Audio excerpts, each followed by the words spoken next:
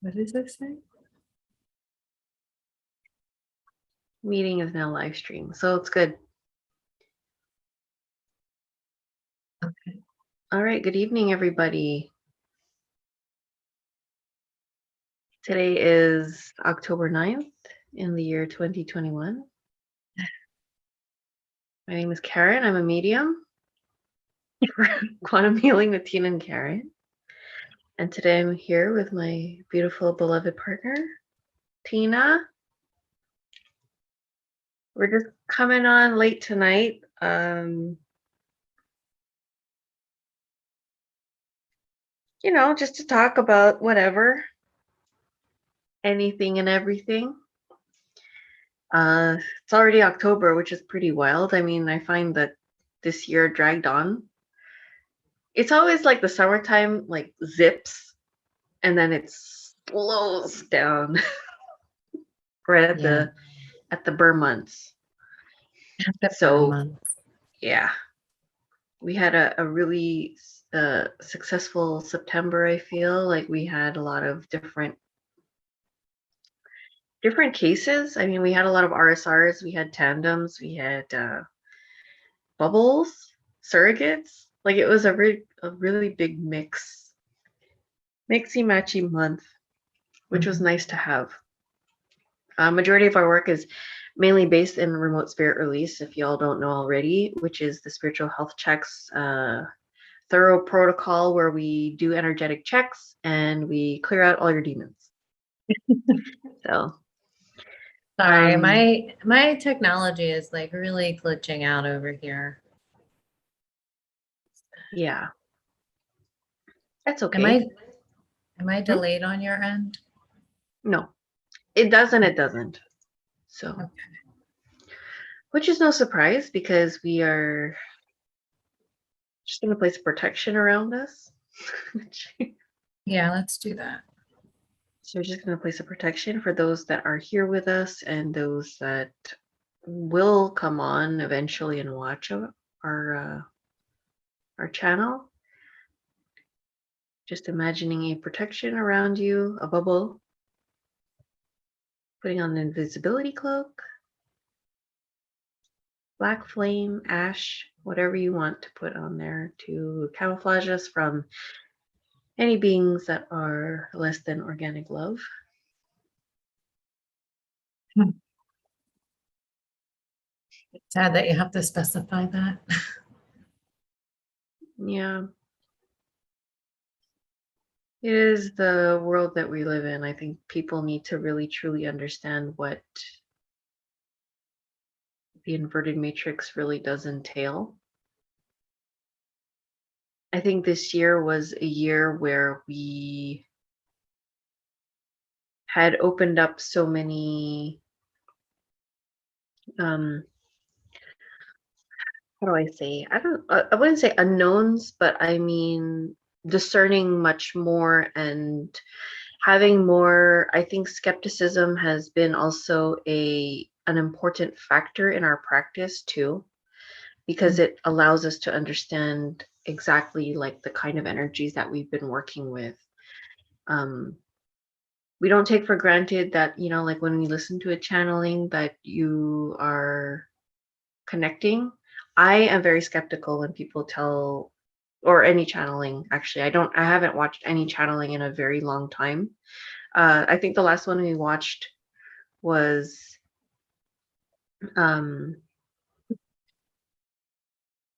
Elizabeth A's one where she was talking about stuff. But I mean, I don't usually get drawn to things like that. I used to, but then you grow out of it, or it just doesn't resonate anymore, which is fine.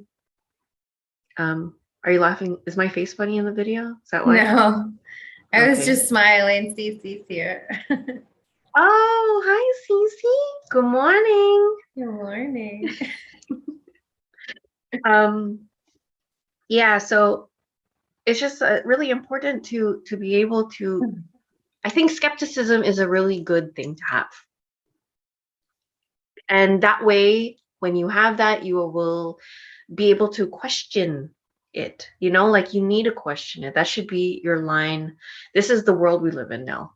You have to be able to have that discernment and to question everything that you cannot see that comes and talks through your vessel, because you're allowing that vessel to literally come into your space, your very personal space, and you don't know what they're going to do. We've seen some messed up stuff about, like in our RSRs, things hooking in, things putting cords, going through your vulnerable spots and like dwelling themselves in there and not paying rent. So, and acting through you, and then causing fuckery with other people and playing with their entities. Like, it's just a playground of, it's not necessary, it's unnecessary. And the things that we've also seen too, that Tina's found, is the people who have, you know, channeling, allowing this energy to come through, and it morphs your DNA, right? Mm-hmm. Yeah. So we've seen people, I mean, if you look at older videos of channelers, okay, I will say this, they always start off with a great message, and then eventually down the line, things get funky. Things can step in, they kind of take for granted, or they can say, like, well, I've been channeling the party of six, whatever that means, for ever. And so it has to be them, because you just get lazy. You get lazy, you don't bother to check, you take it for granted, you think that your party of six is the party of six all the live long day, like all the time. And then it ends up not being, it ends up being false light, it ends up being deceptive energies that are using your vessel because you are not taking that responsibility to check them. And if they are genuine guides or genuine party of six, they will be like, yeah, sure, check me, chop me up, question me. I want you to question me. You know, those are genuine things. Like when we check our guides, Jesus and Mary, you think I want to chop up Jesus and Mary and Mother Mary? No, it made me very uncomfortable at first, I'll be honest. Chopping their heads off and then hoping that they get back together. Yeah, like it's a practice that you need to take, a practice that is your responsibility, especially as healers or bridgers, or like bridge healers, bridgers who work with people and are there to help and assist them in their healing. So if we are not going to check the beings that we are working with, and we are connecting with their energy and removing things or whatever, or connecting to their higher self, yeah, I could be bringing in a bunch of shit and allowing it to falsely remove or whatever, like hooking into them. Yeah. Sorry, did you have to? My voice is getting high pitched when I get passionate about it. I noticed that. Well, this is the thing, like, we come across a lot of people who have worked with healers who are allowing these energies to work through them to then hook into their clients and ruin their lives. This is happening every day, all the time. And then these people are, you know, and a lot of these healers may not be consciously working with false light beings or consciously working with reptilians, but they're allowing them to work through them nonetheless, you know, because they're not checking to see who they really are. There are some healers that do it on purpose, but I would like to think that the majority of them don't do it on purpose. However, it is real and it happens all the time. And the people that we end up seeing for RSR have worked with multiple healers. Oh my God, yeah. Jeez.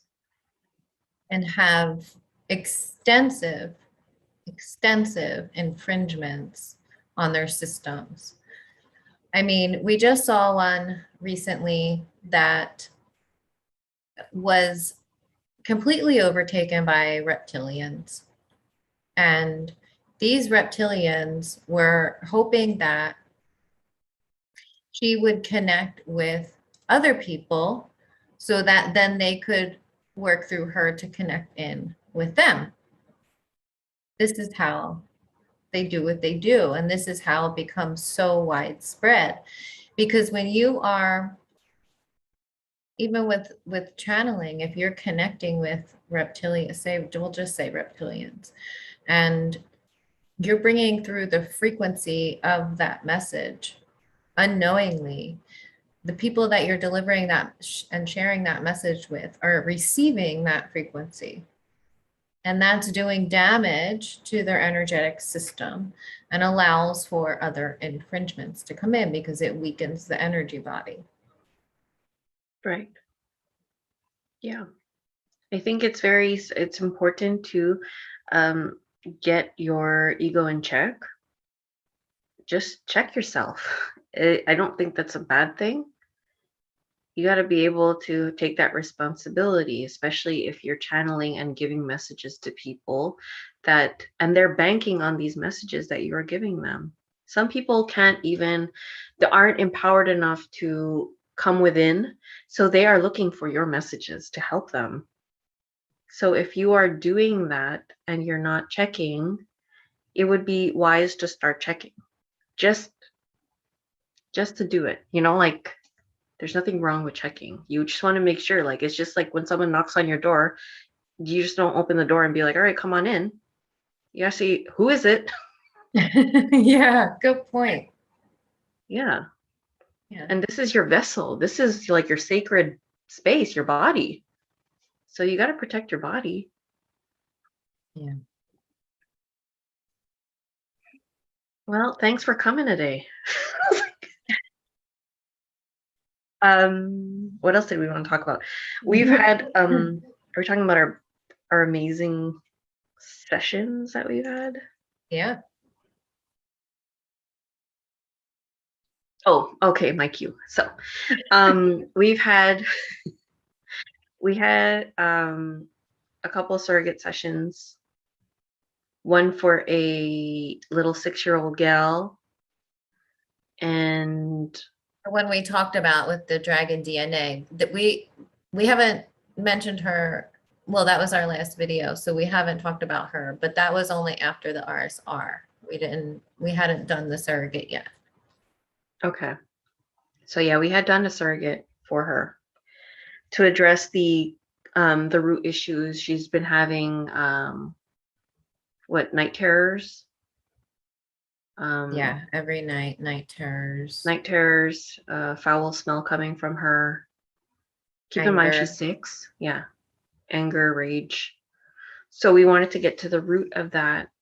What ended up happening in the surrogate was that I found myself,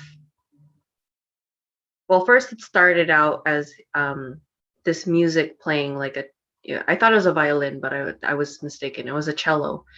And it was this specific like tune, a very calming orchestra type tune. And so I'm like, okay, I feel that. And then after that, it cut to another scene of going down this very soft, powdery snow down like this huge mountain. So I'm skiing down this mountain. Very beautiful, calm, serene. And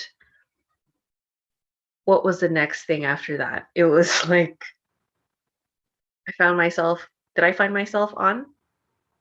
Yeah, then the next scene, I find myself on a ship. So I'm like, what's happening?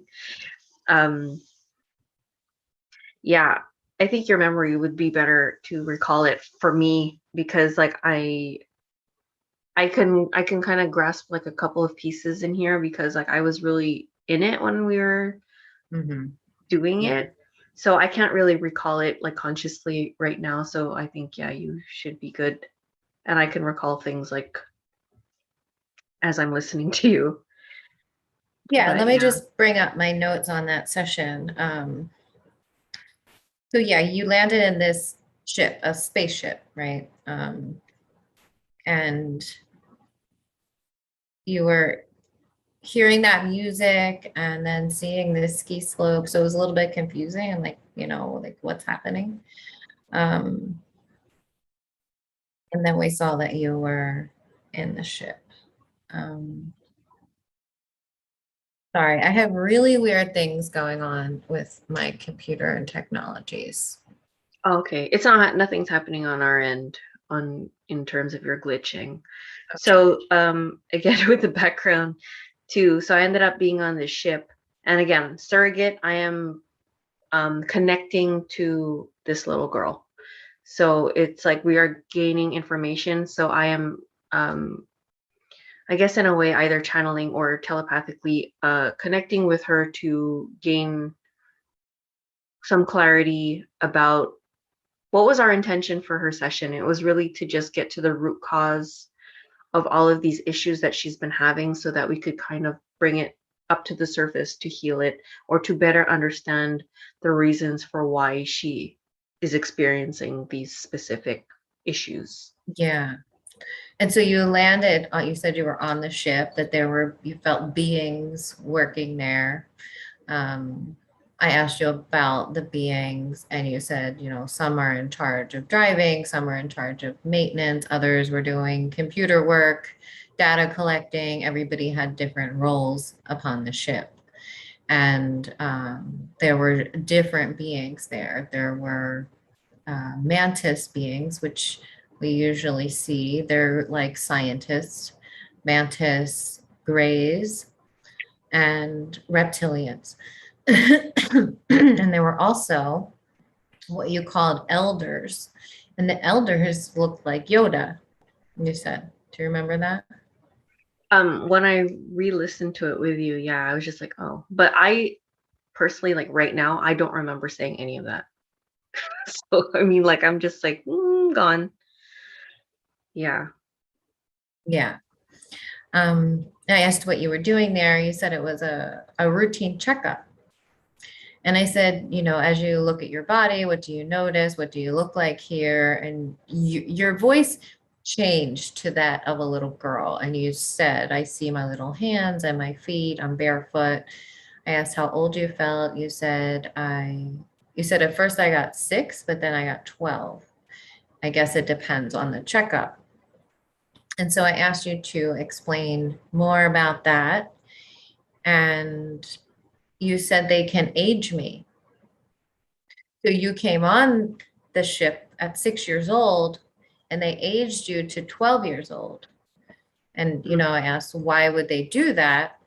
And you said to get a feel for the difference of my biology between 12 and 6, to observe my DNA performance, mental capacity, measures of intelligence, the growth of my organs, if my DNA has changed or evolved.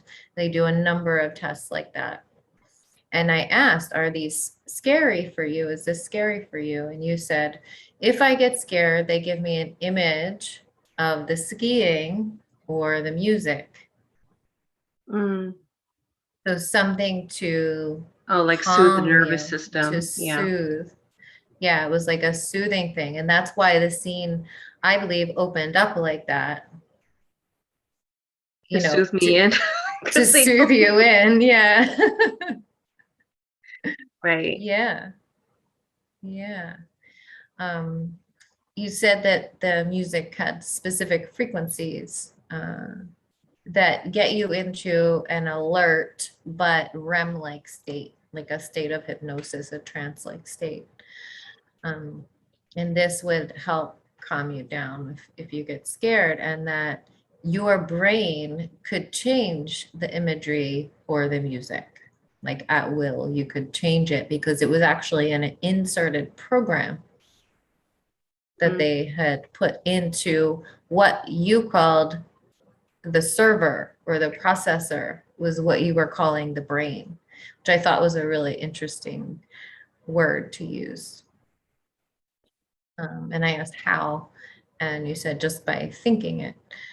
You said they surged the part of the brain that is the comfort place so that you could create these images. Um, like here nearby.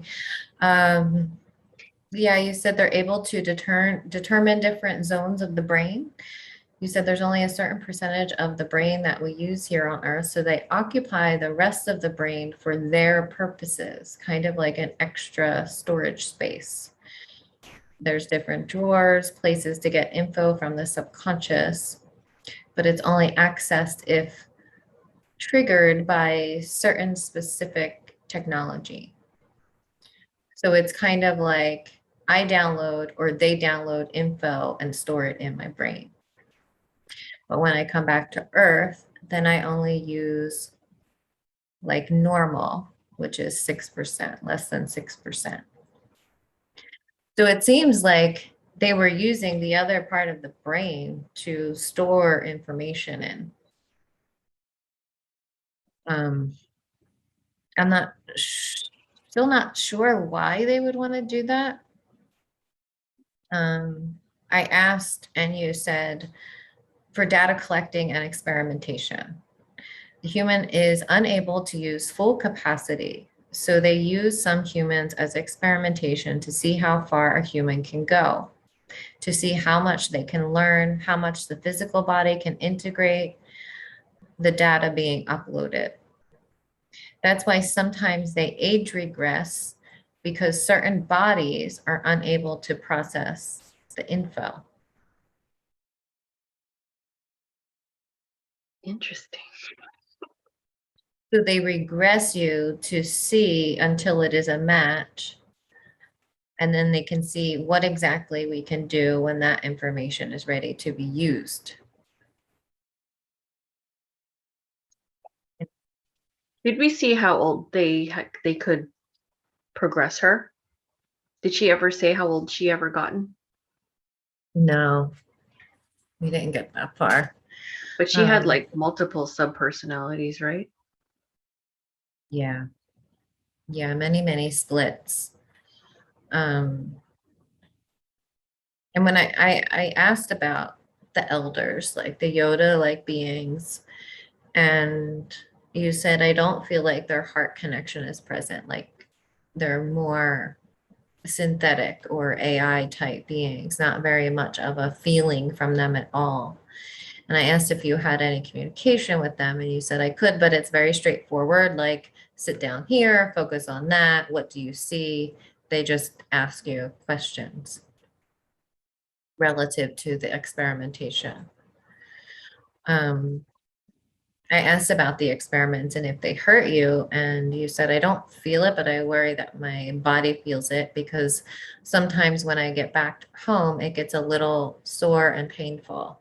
My body adjusts, it's an adjustment period. So the cells are like wired, you know. Which I thought that was interesting there. So we found out that there were etheric abductions, like they abduct the consciousness, just the consciousness, like they don't come and physically take the body. But then sometimes they do come and physically take the body. So we also explored that, like when they did that and how they did it. And we saw that there was a device in the wall of her bedroom that would freeze time, right? So they would freeze the time in the home, take her, and it could be they could take her on the ship for 20 years and time would still be frozen here. And then they could just, you know, unfreeze time and bring her back.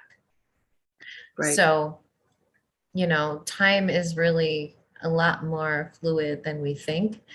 And I also feel like it's why a lot of abductees have so much trauma, like PTSD from these experiences, and their bodies, you know, their bodies really feel it because of all of the time and the aging and all of that kind of different stuff that they do. Right.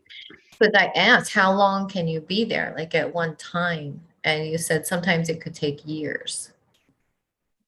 I was like, okay, well, how are you in two places at once? And you said sometimes it's when the consciousness goes, there's a different experimentation, or they can take it physically. When they take you physically, it's to see the actual physical changes within the body, like to observe what the physical changes have been. But sometimes they take you etherically so that they can still download the information and then compare both. All they have to do is pause time. Yeah.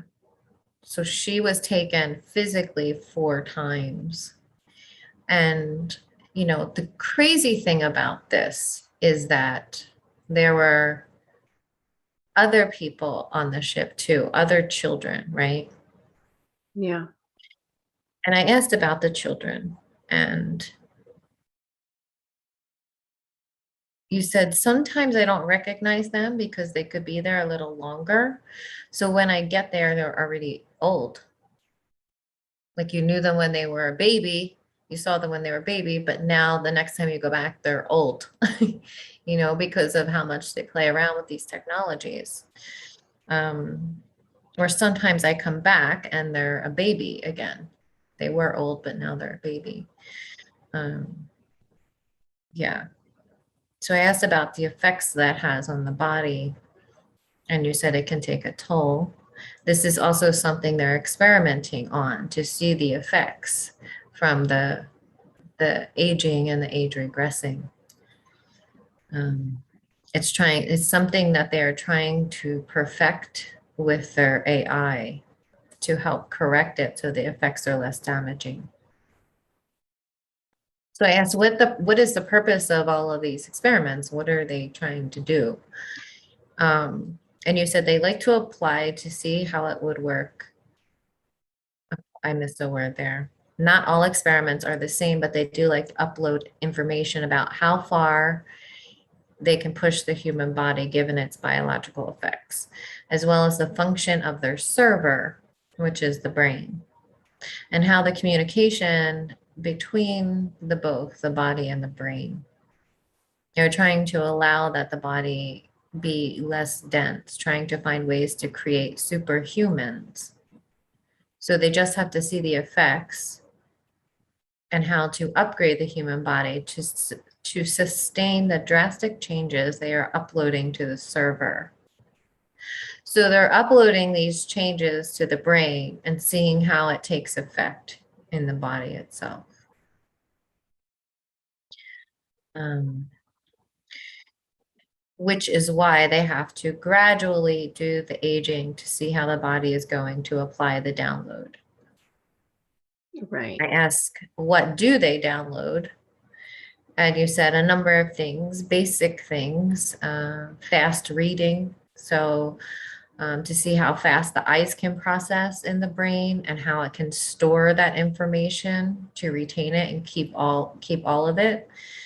There are other things like the digestive system and how they are able to better metabolize, or to maintain that the human can live a lot longer, or trying to understand what is exactly in the body that is creating interactions between what humans eat and how it affects the body and degrades mental capacity of the processor. Like, okay. What? I'm I just hearing know. it back and I'm like, wow, I can't even imagine myself saying shit like that for real. I know.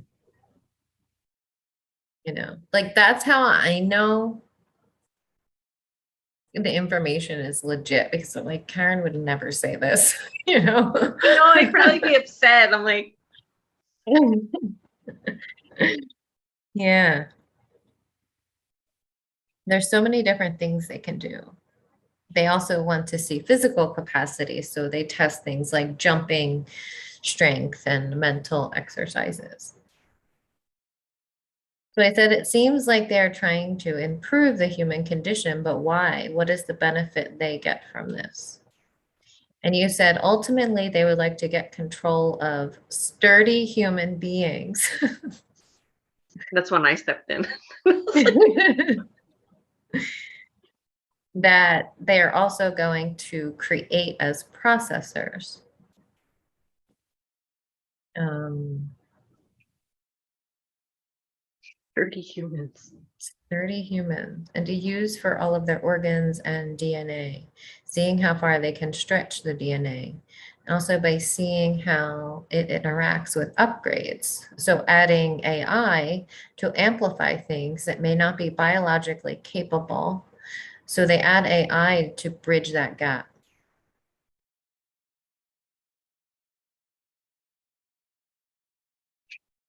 So they're checking to see if the AI is going to take over in the body.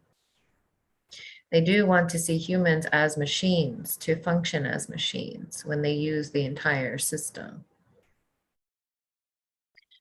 When they use the entire system optimally. But that is more of a future kind of human. That is the direction they want to go. I said, is this transhumanism? And you said, yes, in part. They weren't expecting to be this way, but they're looking different ways to create that, different types of races of transhumans, just as there are different races on Earth that exist now. So I asked, why did they choose you? And you said they sift through to choose humans with specific blood that can take experiments, aging, traveling, and reverse aging. So I said, there's something in your DNA that allows for extra strength. Yes.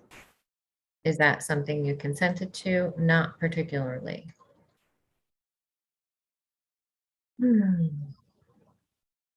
Why is it that they wish to control humans?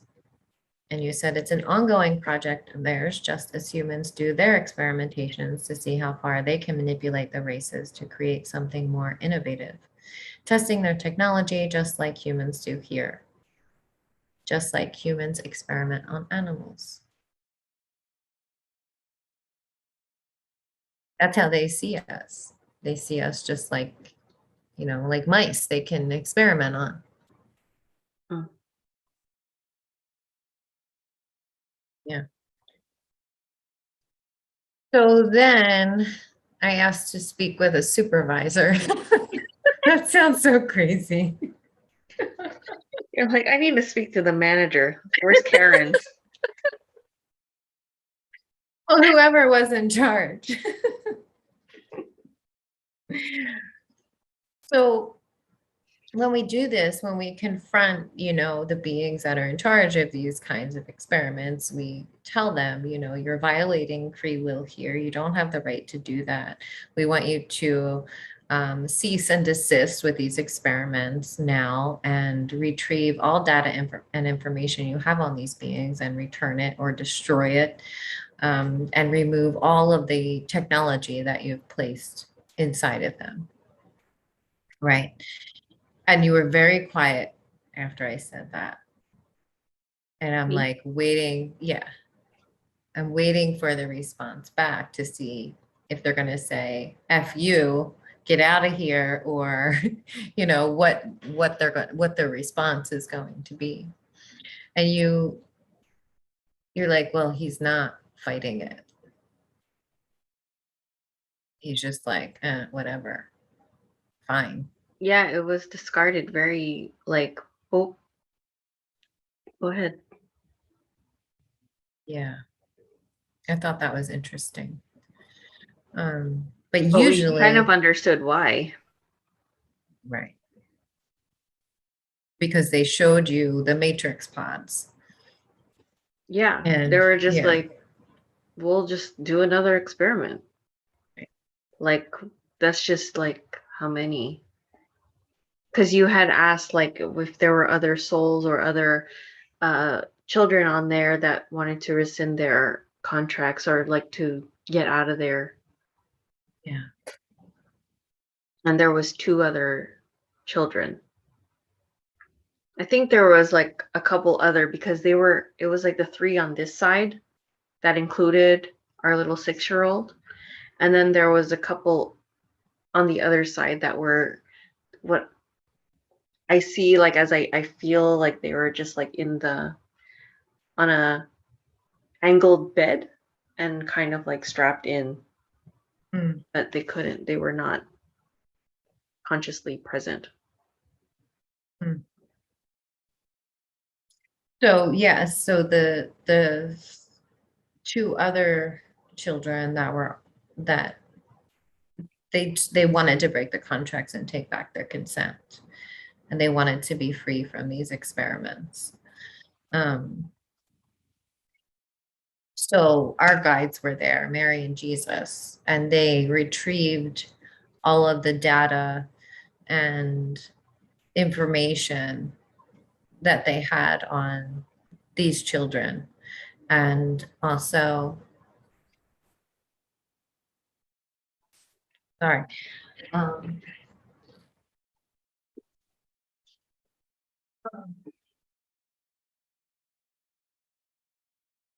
yeah, made Yeah, they were like sure, cleaning up shop.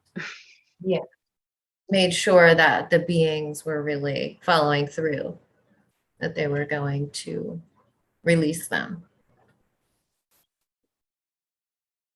And yeah, and restored them back to their organic self, right? Yeah.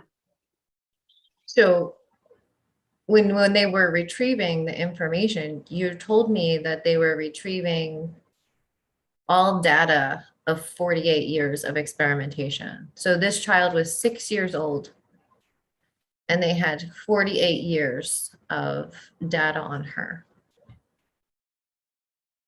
Wow. Yeah. So that must have been from all the aging they were doing on the ship back and forth, right? Right. Yeah. And so you ask yourself, how can a baby or, a 2, 3, 4-year-old have so much anger within them? This is why. Because they're not really 2 or 3 or 4.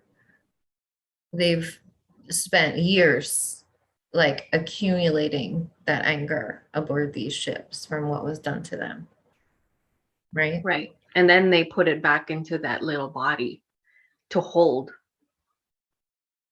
Right. Right.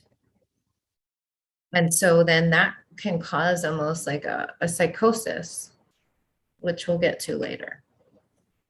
But yeah, there was no emotional reaction from these beings at all.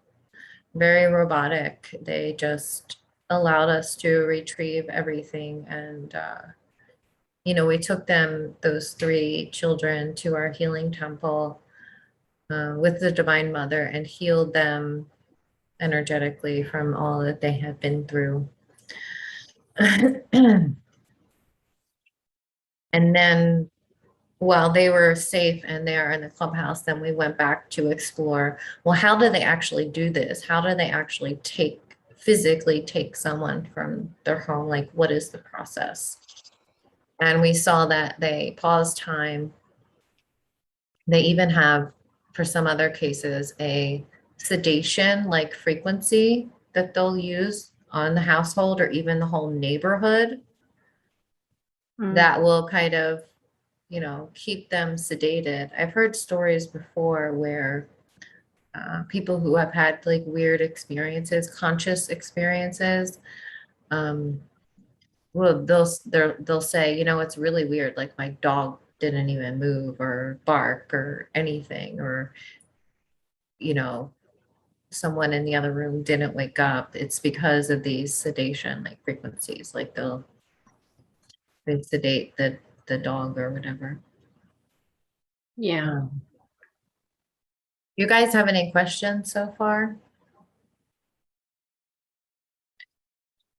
Hi, Tony. Good morning. Good morning. Technically. Um, okay, so the interesting thing about this is, after we did this session, the little girl had shifts almost immediately. And she's doing so much better now, has no more night terrors, is not experiencing like that rage that she was having. And yeah, she's just so much better, which is really amazing. Yeah, It's really amazing. totally. So that's not the craziest part of the story. Craziest part is that the two children that were on that ship with her, we've had sessions for since then. Like they actually came to us and we realized that they were the other two on the ship, right?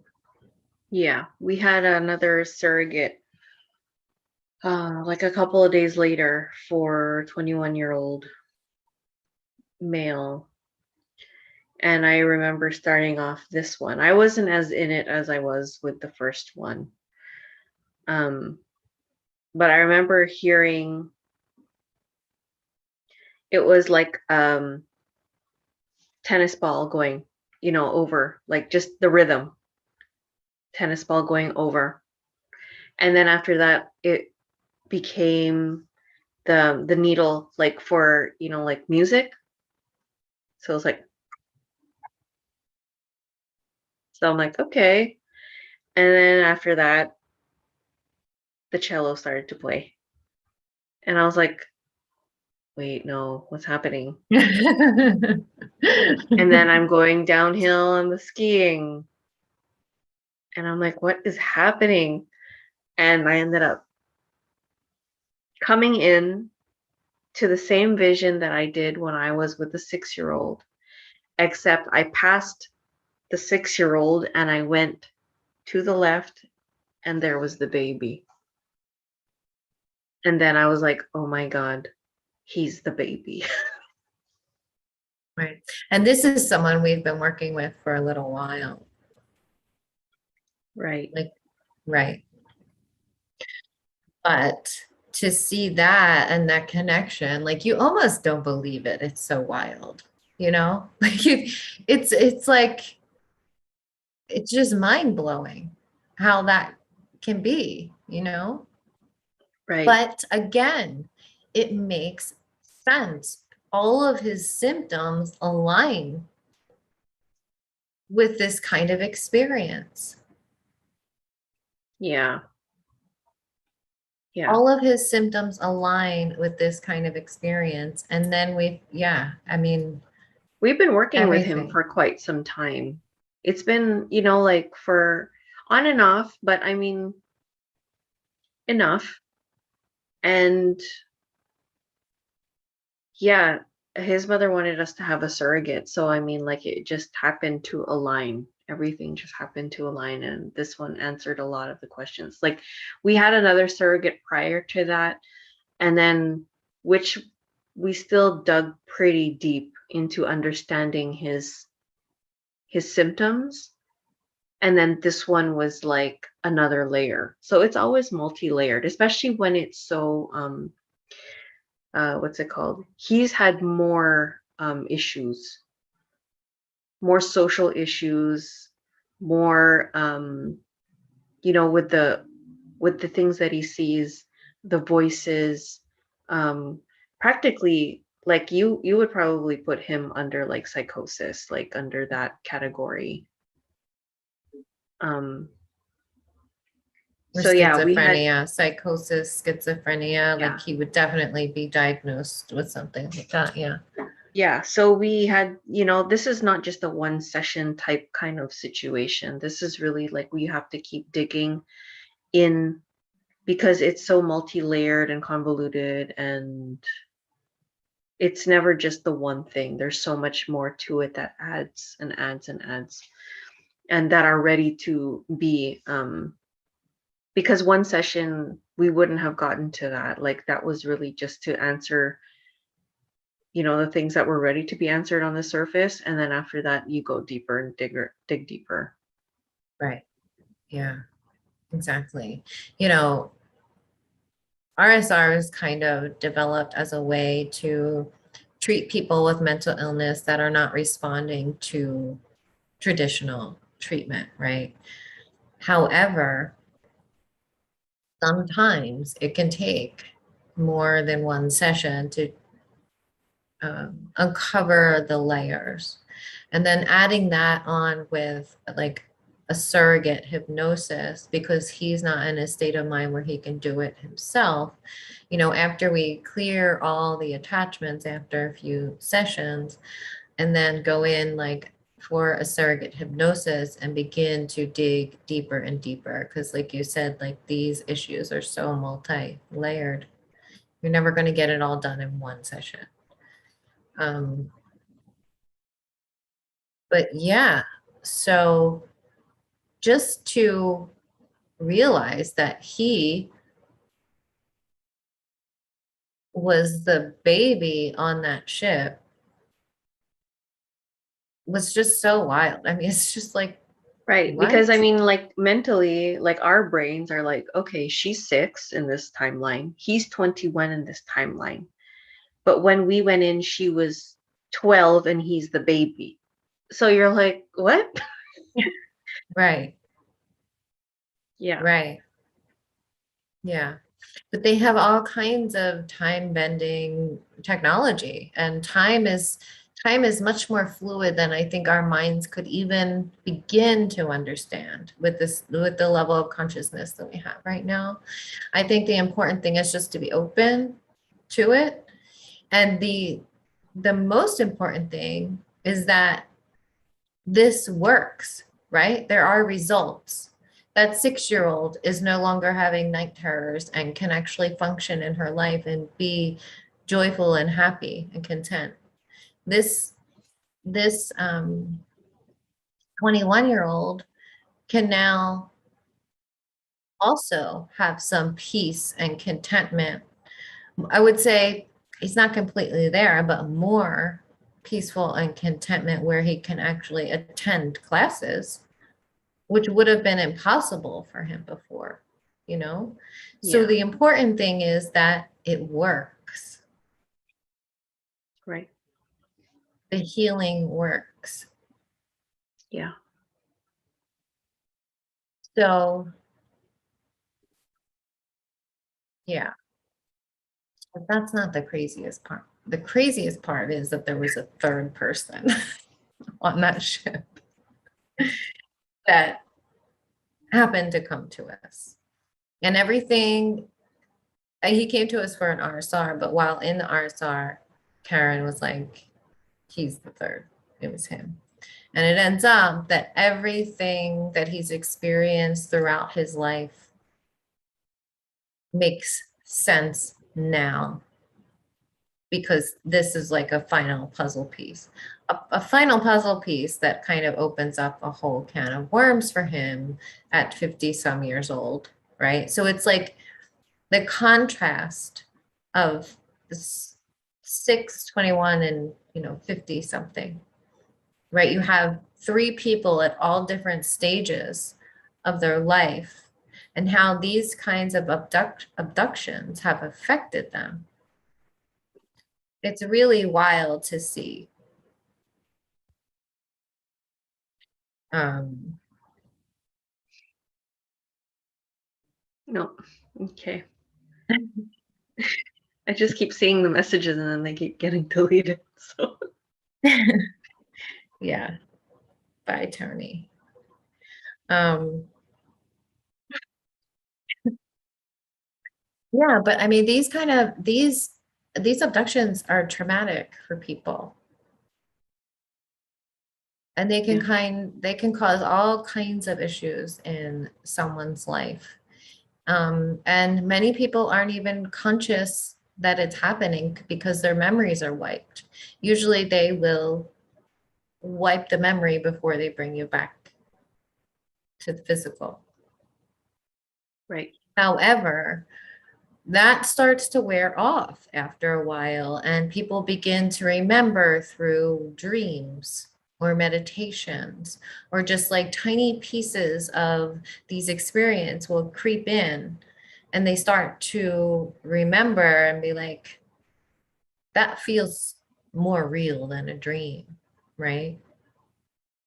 Right. But when they do finally like figure it out and come to terms with it, it explains so much of what they've always felt throughout Yeah. their lifetime, you know?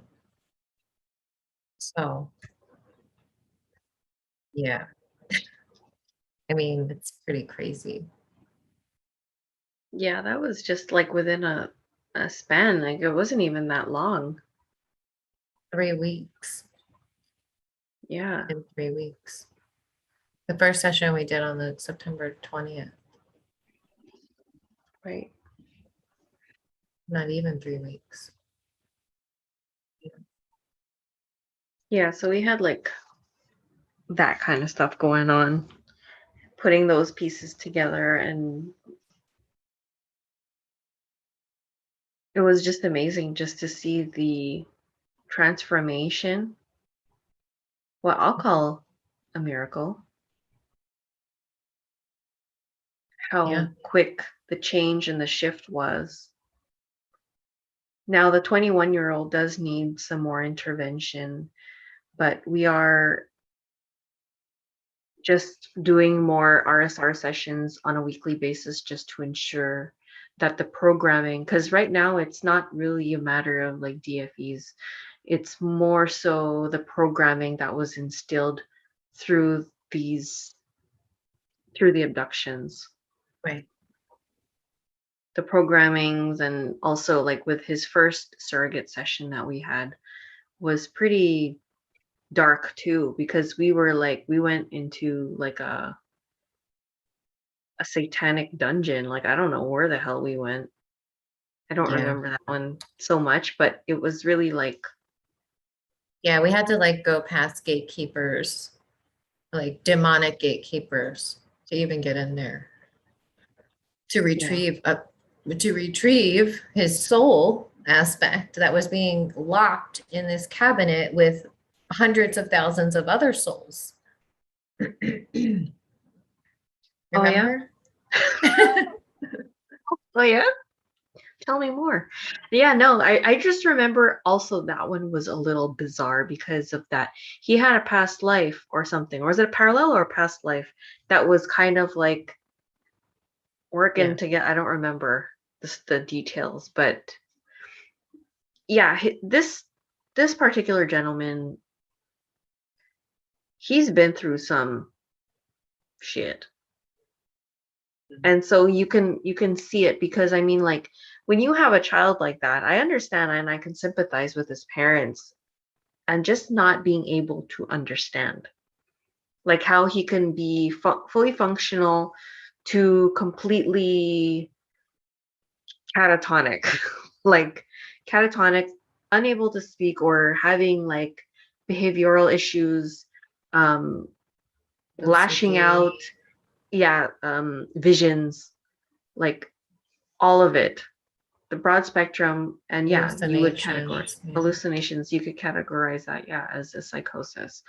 So for him now to be able to go to school, take the initiative to go to school, I think that's pretty damn good.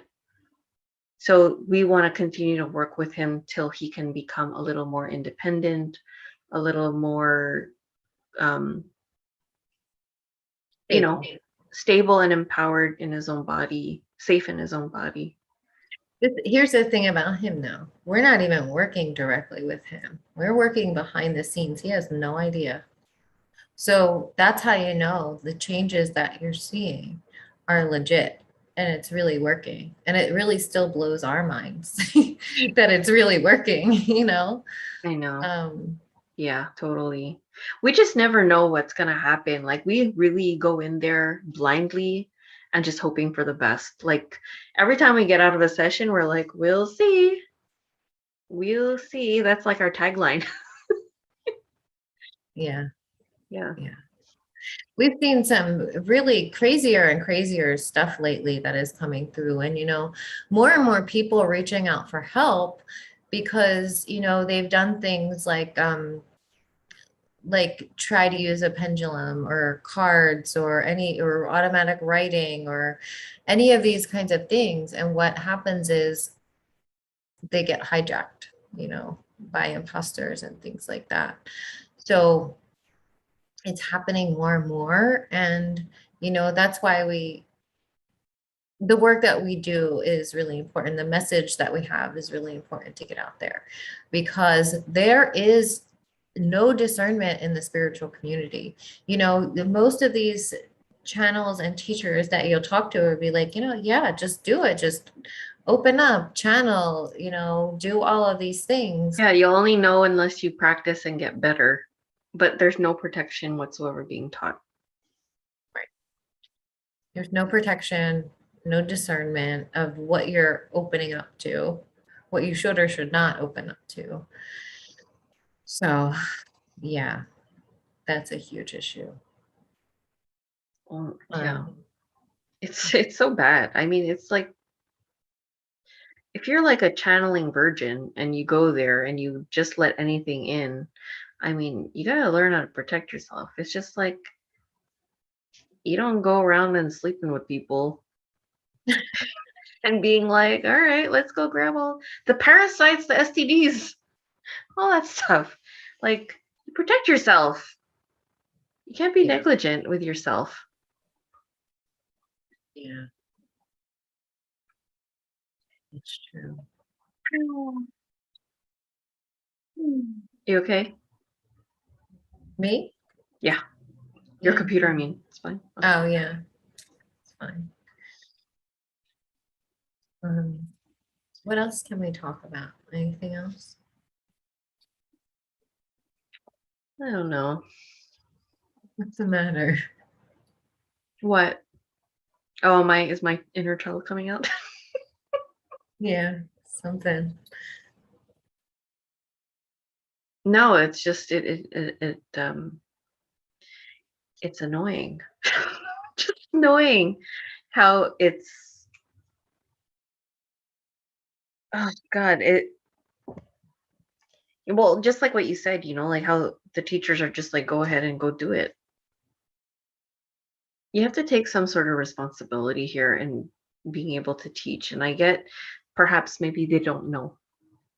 They take for granted that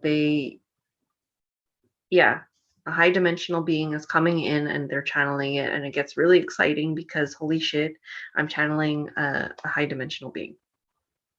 I get it. I was fucking excited too when I channeled, I don't know. We weren't checking at the time either. But Right. I found the channeling was not a very long lasting thing for our practice at all. It wasn't. If anything, it didn't stick, it didn't click, and it was just like, okay, cool. What's next? Right. And then RSR came right at the right time, actually. It's Yeah. always comes at the right time. It's like you go channel, you do some funky stuff, you get hijacked a little bit, you make a little bit of mistakes, you learn, and then RSR came along. Which we want to start teaching RSR. Yes. If anyone's interested, reach out and let us know. Just email us at quantumhealingwithtina@gmail.com or reach out on our website and let us know if you're interested in learning. So the way it works is there's a facilitator and a medium. But yeah, because it's so much needed right now. And we've met some people that could actually do this work and want to do it. So yeah. Yeah. Yeah, there's a couple of them. I think that they have great potential, but it's like there's a learning curve to it too. I mean, just like how we started. I honestly, like, confession time, like when we started this, when Tina's like, you want to do this? I'm like, okay, an activity to do with my friend here. I didn't know what I was getting myself into. I had no idea. I was just in it for the ride, and I was just like, okay, let's see. I had no idea. I think it only clicked about what, 4 or 5 months in what we were doing. Oh, tell them about your demon slaying. Oh, yeah. So okay. What's it called? Yeah, Tina and I started watching the show called Midnight Mass on Netflix, which if you're interested, check it out. So there is this angel here in this show. I'll call it an angel because that's Angel. what they called it, an angel, which was clearly a demon. Like you can't deny that was a demon, okay? Anyway, I was feeling a presence in my apartment. It's always in the back bedroom. And I remember like feeling there is a presence looking down the hallway in the room. And it was, yeah, there was a demon in there that looked exactly like this angel. And I'll call it angel very freely because there's a lot of deceptive angels out there. So I had to deal with it because we were gonna do some RSRs and I'm like, okay, usually like, I'll do my thorough protections for us. And then yeah, I'm like, well, I can't really work if I know there's a demon in the other room. So I went into meditation and I ended up projecting my consciousness into the hallway, facing the demon. And it actually jumped at me the way that the demon does, like in the show. But it ended up being like this huge matrix fight, like right in the hallway. And I had a sword and everything. And I was able to like stab it, like, a couple of times, jump over it. I took its wings and I cut the wings off. I hit it behind the knees and I like cut off his arms and legs. Like it was just like a really brutal scene with like dark crimson blood, like dark blood on the floor. And I was even thinking, like my conscious self was even thinking like, oh my God, how am I going to tell my landlord that I've got demon blood on the floor? Like it was just crazy how that, I don't know. It was so real. But I was still meditating in this space, like where I am right now, but I was fighting a demon in my hallway. And Mary was there, our guide, Mary Magdalene. She was there with her vacuum. And she's like, don't worry, I got it. And she's like passing by while I'm still killing this thing and vacuuming around the blood. And I'm like, okay, good. At least Mary's on it, But yeah, I had to slay the demon. And then after that, when it was gone and dead, like after she vacuumed it up and threw it back into the black hole, I didn't feel the presence anymore. Like it was gone. So I mean, like there's some things like that I was even asking myself, that like, okay, are you just scared? But I wasn't scared. I would still go. I wouldn't be like dwelling on it or like, oh, is it following me and run back to my room and jump on the bed? How I used to when I was a kid. I would just be like, okay, like it's there. I'm gonna have to eventually deal with it. And I did. But then like literally after I had slayed it, the energy of it was gone.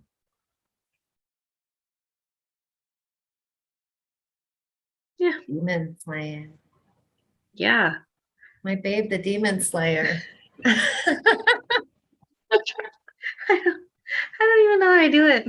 It's just like improvise. No, it was really like I was really proud of myself because usually things like that I still get scared, honestly. Like there's just some things like I think even after we watched that show, it sparked fear in me still. And I'm like, good.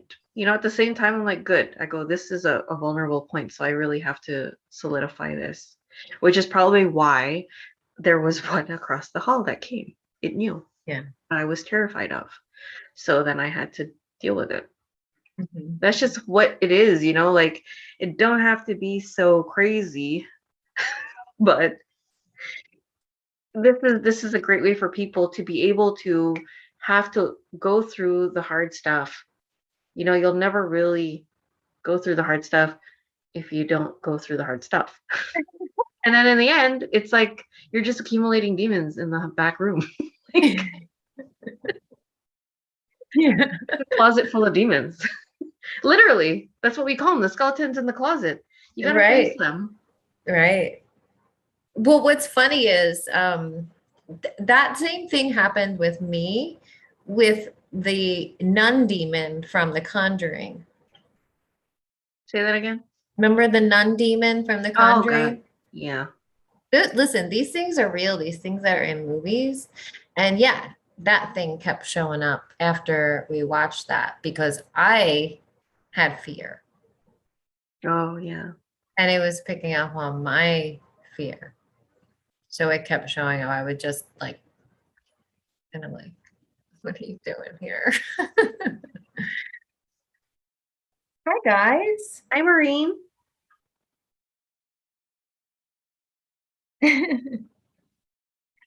Hi, Raven. Hello.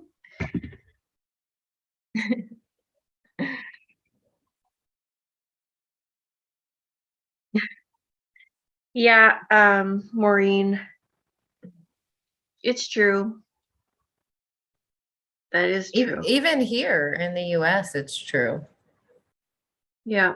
We're just seen as like scumbags, like the ones like as if we're like walking petri dishes full of scary Disease. germs.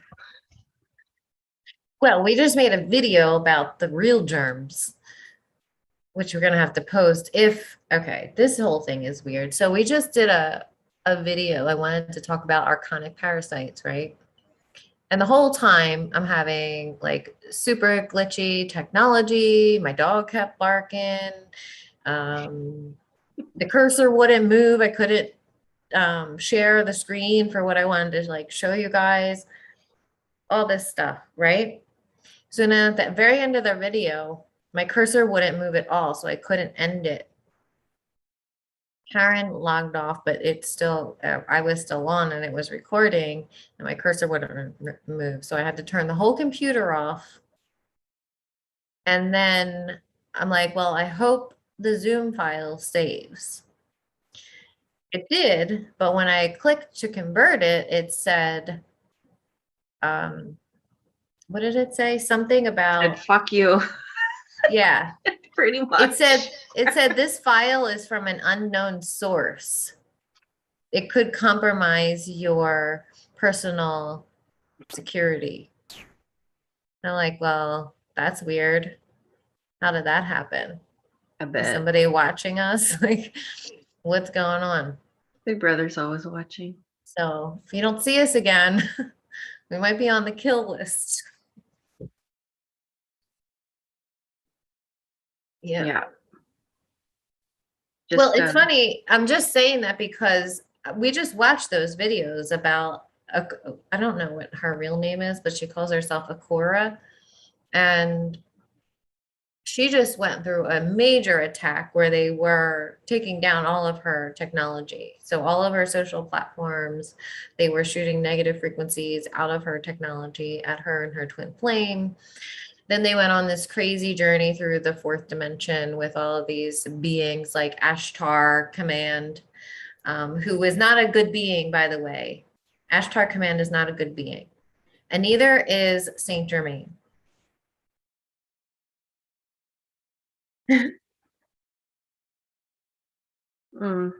Raven. I don't know about these Pleiadians.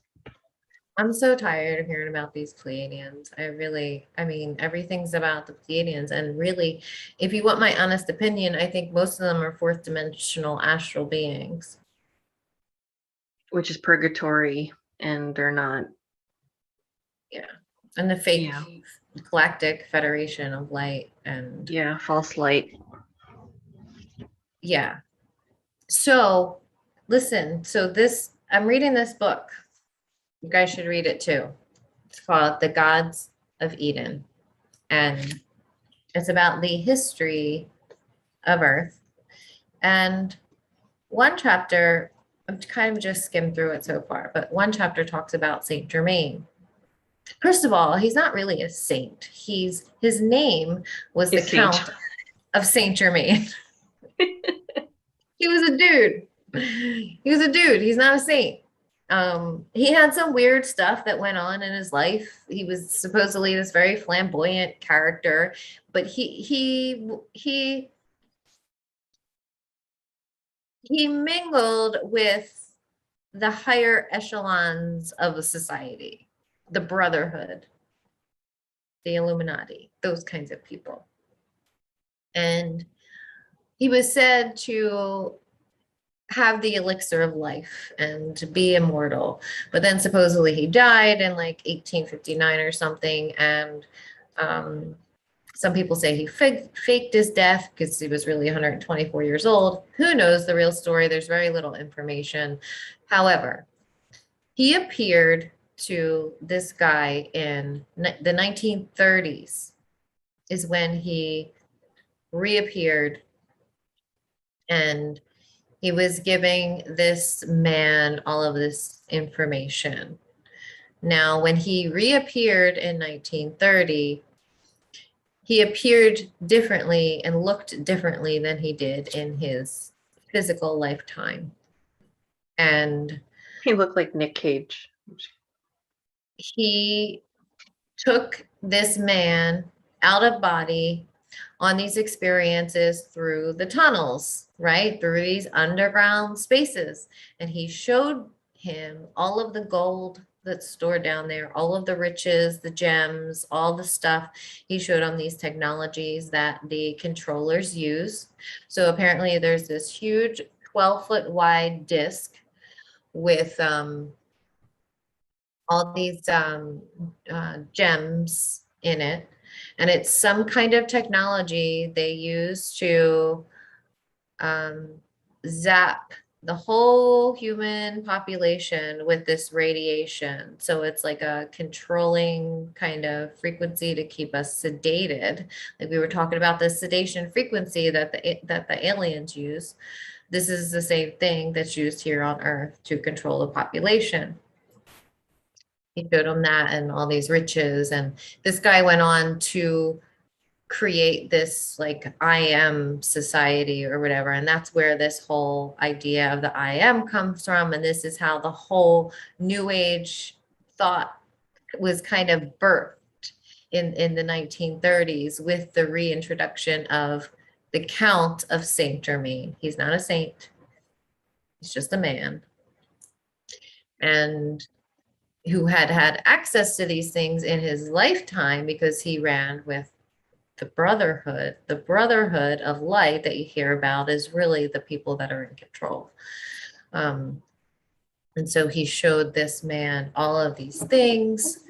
And he basically said that humanity will never have these riches until they can raise their consciousness and stop acting like animals, is basically what he said. Not word for word, but that's the gist. So this is where the idea of Nasara Jasara comes from. This is where it comes from. That one day the controllers are just going to release all their riches to us. That sounds realistic, doesn't it? And they're going to give us med beds soon. It's coming. And so if that were to happen, so it's like, it's called like something like controlled scarcity. So we think, like precious gems and metals are scarce on the earth. And they technically are because they're all being held under the ground. But they're not really scarce. There's an abundance of them. But that's the way they drive up prices. It's the way they inflate the prices, just like they're doing now with supplies. They're telling you that there's a scarcity of everything. And so the prices are going higher and higher and higher for supplies. It's the same thing. So he also showed him all of the real history of Earth. All of the information about the real history of Earth is hidden underground. And again, Saint Germain says to him, basically, we can't allow humans to have this information because they're just not ready for it, and their state of consciousness just isn't high enough to have this information, right? But how does that make any sense? The reason why our consciousness has remained low is because they've controlled our consciousness. So my point is, Saint Germain is not a saint. That's my point. And all of these things are beginning to come to light, just like Ashtar Command. If you listen to Akora's account of Ashtar, if you even look at his picture online, just the drawing of him that people create, look at his eyes, and you tell me he has good intentions. He doesn't. Another thing Yeah, he is, showed up at the restaurant the other day with the kids. yeah, tell them about that. Yeah, I went out to a restaurant with the kids, and the kids, they switched seats. We were sitting in a booth, like a U type booth, and they ended up switching sides. And then yeah, my son, he said that he's like, "Oh my God, I saw someone, but he's not there." He's like, it was real, like it was just like a man with long hair, and I had like white hair, but he said he was a little bit of black, whatever.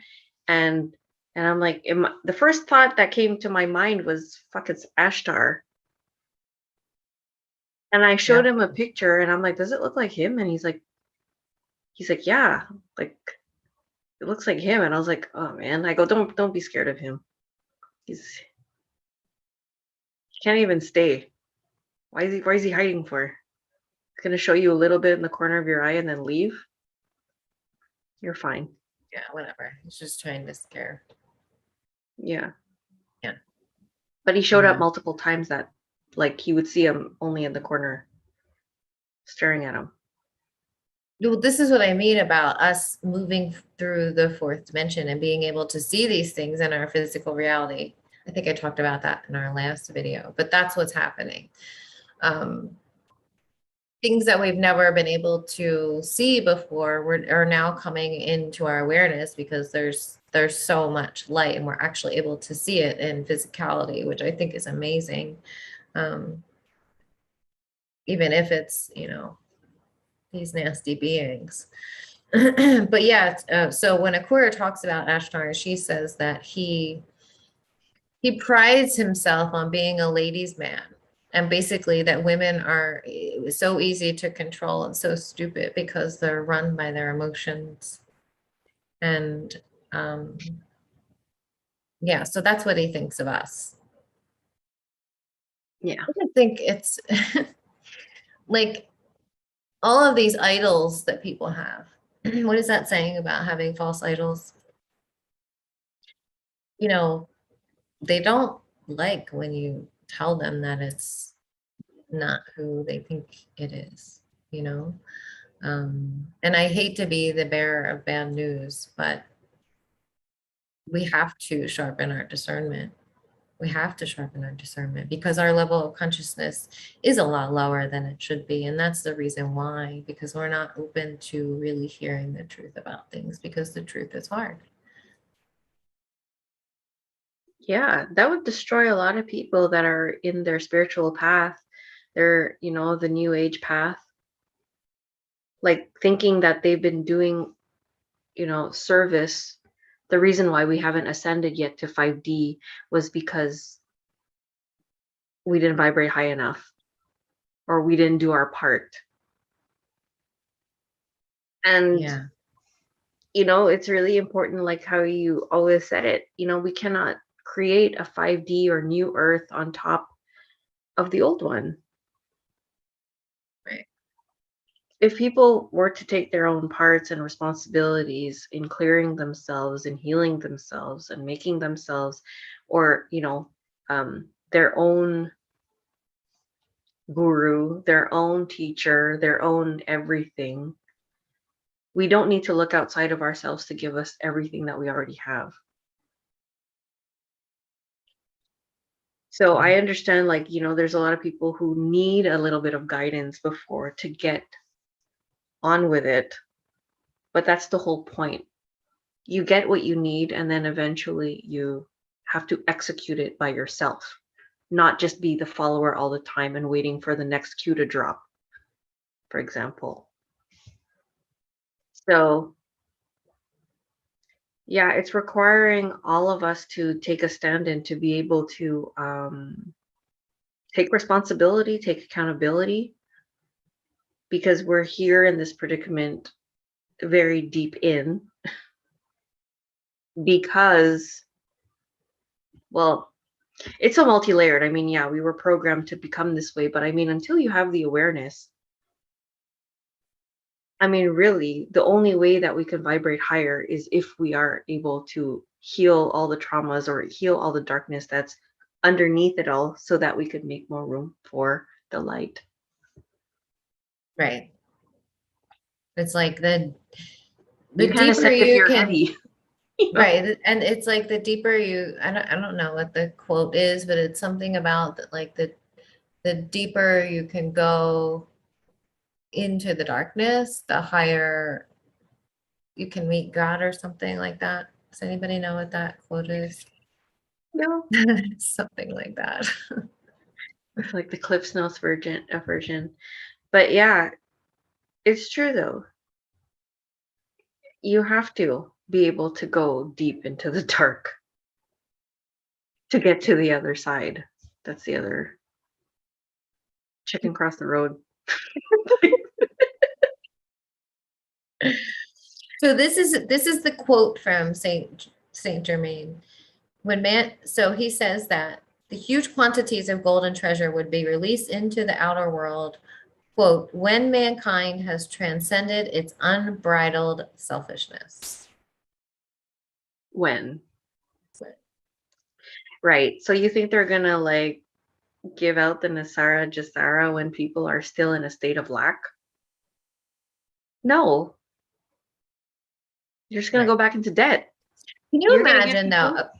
Yeah, and just say you give everybody on the planet Earth $10,000 a month. No one is going to go to work.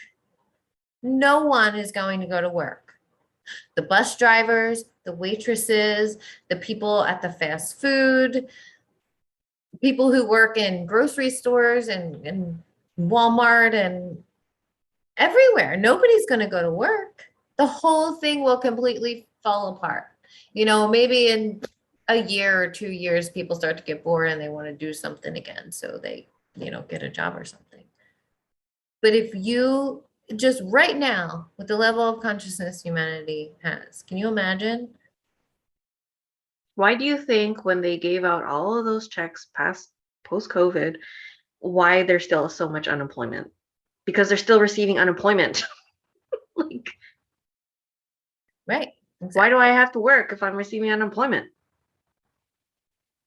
And Here's your $10,000 Sarah. and $10,000 to, someone like you or I who live in the West is different than if you give, $10,000 a month to somebody who lives in tribal Africa. Right. How are you gonna measure that? Like, do people don't even think about these things? How would that actually work practically if Nasara Jasara was a real thing? It doesn't. Not in that way. Not in this Not lifetime. not in that way and not in this lifetime. Yeah. No. Yeah. Oh, yeah, the whole new age thing was all built on a lie, Yeah. basically. Sorry to break it to you. Oh, that's interesting. So the whole I am thing that was started by Mr. Ballard, who was visited by Saint Germain in the 1930s, the I am splintered into other groups. One of those groups is called the Summit Lighthouse, which is the largest of the I am groups, even though it is not recognized by nor formally affiliated with the original I am. Elizabeth Clare Prophet runs the Summit Lighthouse. Yeah, I've seen that website before. They believe Saint Germain to be an ascended master. Just because he's a saint.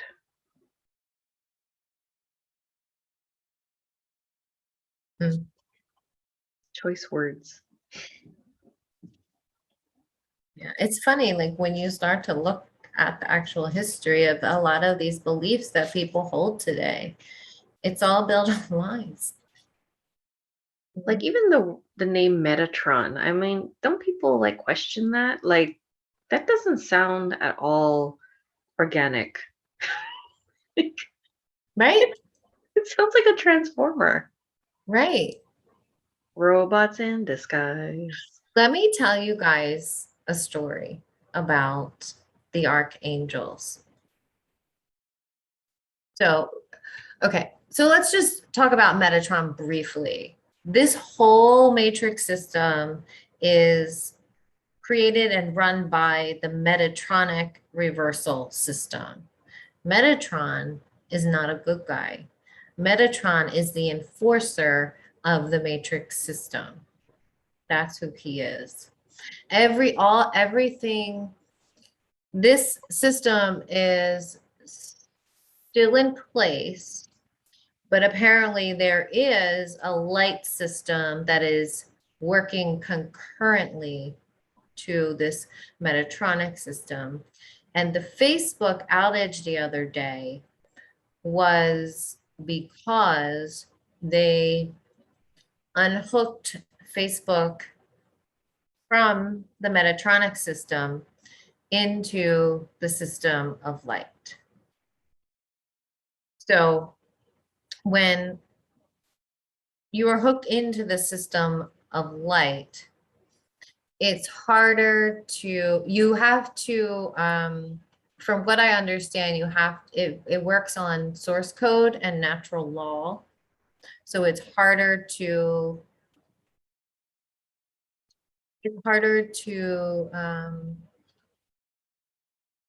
I guess, what's the word? Um, I don't know. It's just a better system. I can't think of the word. It's just better because there's less chance of manipulation there. That's the word, manipulation. Um, so that's supposedly what happened today. They were switching Facebook from the old Metatronic control system into the light system. I don't know if that's 100% true. I'm just sharing the information that I've heard. Now, here's a really good story about the importance of discernment. So, someone I know was connecting with a group of 12 archangels. They presented themselves as female archangels. They were feeding him all of this information about each different archangel, what their functions were, what you could call on them for, created graphs of like pendulum charts to connect with each of these angels. I mean, the information what that was coming through was prolific. Um, and I felt like when he was sharing it, I felt it that it wasn't 100% legit. And this is the kind of stuff that you have to worry about out there in the spiritual community. So, That's a lot of Luciferian energies. yes, Luciferic false light energies. So he has all this contact, he's getting all this information. That's what we know on the surface. 6 months later, the poor guy is reaching out for desperate help because he's literally had sexual orgies with these archangels who then pretty much took over his soul. You know, they presented themselves as archangels. They gave him all of this amazing information to pull him in. And they Feed told that spiritual ego.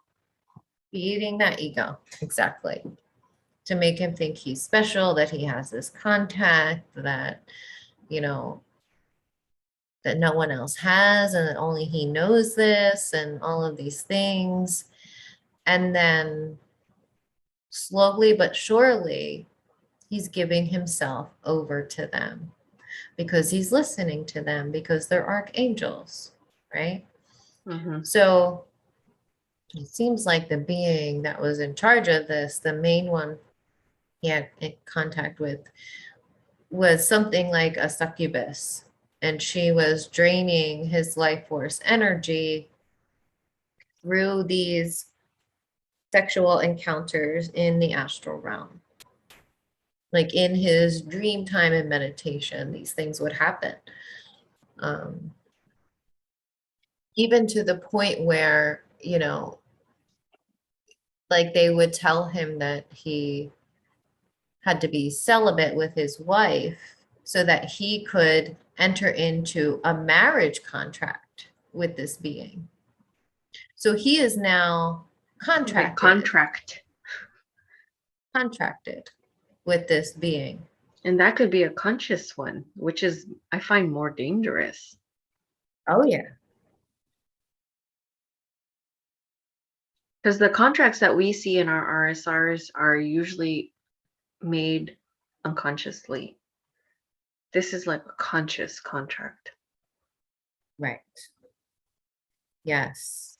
So, and this all started with dowsing, using a pendulum and not checking and verifying the beings that you're connecting with, just trusting whatever comes through. Someone we spoke to earlier today, same thing. And completely infringed upon by dark force entities now. And this guy is possessed by this entity, whoever it is. It's not an archangel. Or it could be like the angel from Midnight Mass, you know, like, Right. because literally every passage in the Bible that mentions an angel also mentions how fearful the people are of this angel. Why would they be so fearful of an angel if angels are benevolent and peaceful and loving? Right. You know, we have to ask that question. Question everything. So this archangel was basically making him worship her. And he was using this archangel to heal other people, to request healing for other people. Oh my God. And This this, stuff hurt. Oh my God. right. So this being was deliberately isolating him too from family and friends, because she was telling him, like, reach out to this person, tell them they need healing. And then they were like, what are you talking about, dude? And they would be like, no, I don't want anything to do with this. So like she was isolating him just like a narcissist does in physical life. She was doing it spiritually. Mm-hmm. And they were telling him that, you know, they were archangels and they were the closest thing to the divine itself and all of these things. So, I mean, she was telling him that he needed to cut his hair off because it was all ego and all of these, like, you know, crazy things. Yeah. And then the whole,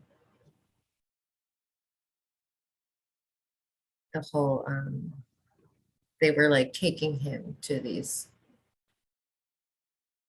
sexual encounters, and then,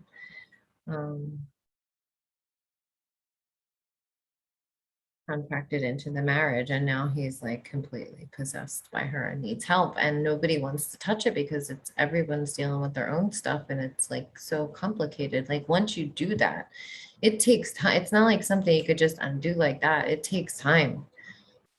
to undo. Yeah. That's what we like to tell people who come to us with all of these things, because like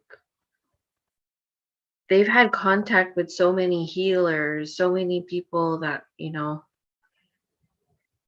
have done some damage to their field, and it doesn't take just one session. I mean, we can do so much energetically, but really, like, the point of the RSR is really for the people, our clients, to take the responsibility to do the work after.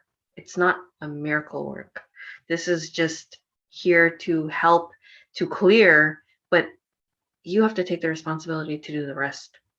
You have to be able to fight the programs that are still playing. You have to be able to take your power back. You have to make the choice not to feed into your thought forms, or the things, like the old programs. Because even if we are to remove or cut cords or do those things, the body itself has to take time for it to integrate. So the remnants of those old energies are still going to be playing out until they are gone. But you have to be able to take the responsibility to maintain that, so that you are still letting the trash out, consciously letting the trash out. Yeah. Yeah. A lot of it too has to do with belief. Mm-hmm. And if you're still believing that you can be harmed by Yeah. these beings and not fully empowered, and I thought that was profound earlier when you're like, you need to feel and believe that you are untouchable. When you feel and believe that you are untouchable, then you will be. Yeah. But the second you allow that crack of fear to come in, they'll be there waiting. Oh yeah, they'll be right at the door, like Halloween. Like the demon in the hallway. Yeah, Yeah. they'll be Yep. there, and yeah. But again, like we can use all these experiences, like we can turn it on its head, a negative experience, and use it for a positive reason for our growth and expansion. Everything is leading us closer to um, the wholeness. I Right. feel Yeah. even the attacks, even the bad experiences. Like, okay, how am I going to get through this? And how deep do you have to dig Yeah. to get past that fear and stand in your power once again? Do you have to like slay a demon in the hallway, or like what is it? Yeah. Definitely. Yeah. Hmm. All right, guys, I'm tired. Anything you want to say before we go? Mm, well, we're here for everybody's support. I mean, like, to educate. We're not here to shame anyone because, like, again, we had to learn to get here to this place. So we understand completely, like, where everyone's at. It's just a matter of education and being able to open yourself up to the information, and accepting just a little bit that there is a possibility that whoever you're speaking to or communicating with may not be who you think it is. That's all. We want you to be safe. We want you to be able to take that responsibility, because you could be bringing things into your home and they could start to attach to your families. We don't know. Um, so yeah, I find there's, like, between the spiritual community, though they want to bring everyone over to New Earth, I feel like there's so much we have to do before we get there. And I feel like for those of us who are aware of how to clean up shop and do the work in order to, like, or like strengthen the discernment in doing this work. Yeah, we have a lot to clean up first. We have to clean up everything that the community has done. I like the cleanup crew. Yeah, like the custodians. For real. We literally have to clean up the damage Yeah. because there's a lot. And you can see it in the channeler's eyes now. If you just go look at any random channeler that has a lot of views or has a lot of followers, look at their old videos and look at how they look like now. Yeah. Chances are they don't check. They don't check who they're channeling. So anyway, if you thought this was educational, please like and subscribe. Comment down below. Thank you very much to everyone who had come around today. We appreciate you being here. We appreciate you messaging and just letting us know that your presence is here. We appreciate you so much. We really, really appreciate your presence. Yeah. Love you guys so much. We'll see you next time. Bye, guys. Look out for our video coming soon on archonic parasites. And if it doesn't show up, well, we're gonna do it again. Stay tuned. Bye. Bye.